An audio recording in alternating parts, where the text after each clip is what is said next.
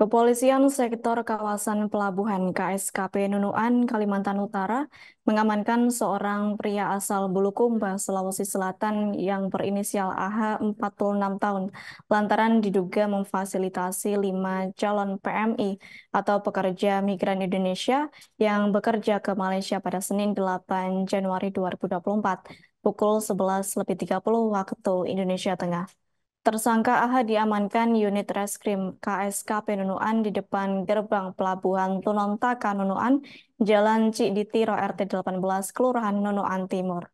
Kapolsek KSKP Nunuan yakni Ibtu Rizal Muhammad mengatakan pengungkapan kasus tindak pidana perdagangan orang atau TPPO berawal saat personelnya melaksanakan pengamanan kedatangan kapal KM Thalia di Pelabuhan Tunontaka, Nunuan.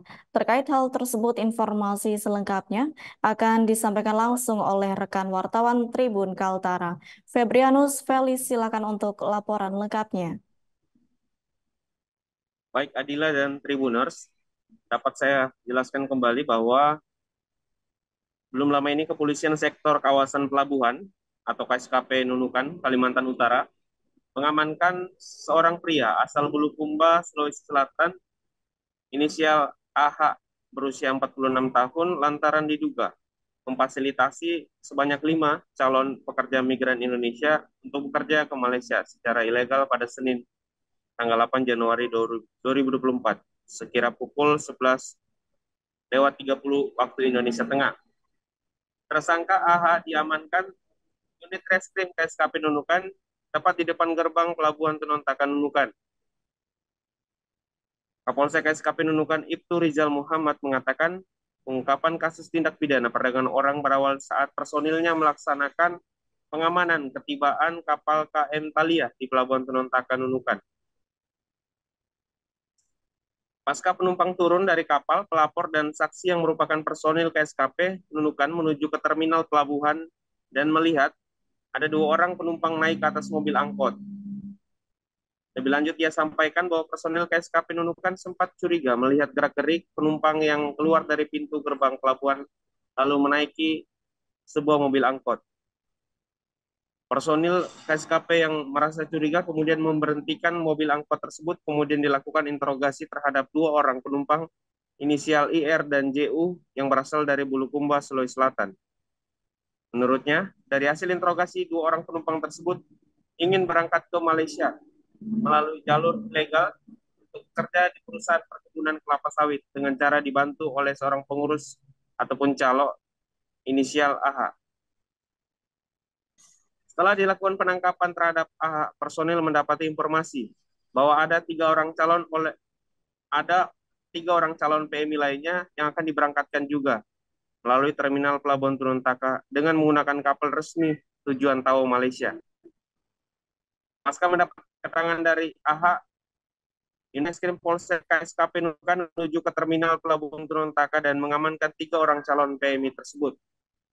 Dari hasil interogasi diperoleh informasi bahwa ketiga calon PMI tersebut inisial FI, MA, dan juga berasal dari Sulawesi Selatan dan akan berangkat ke Malaysia untuk bekerja di sektor perkebunan kelapa sawit. Karena begitu kata Rizal, rencana keberangkatan 3 calon PMI tersebut ke Malaysia dilakukan secara resmi, namun tidak dilengkapi dengan dokumen lainnya sebagai syarat untuk bekerja di luar negeri.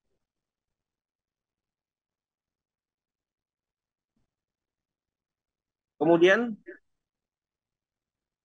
dari hasil interogasi juga yang dilakukan, diperoleh keterangan bahwa calo AH yang bersangkutan memungut uang kepada 5 calon PMI itu hingga jutaan rupiah dan jumlahnya juga bervariasi mulai dari 1 juta sampai sekitar 4,3 jutaan.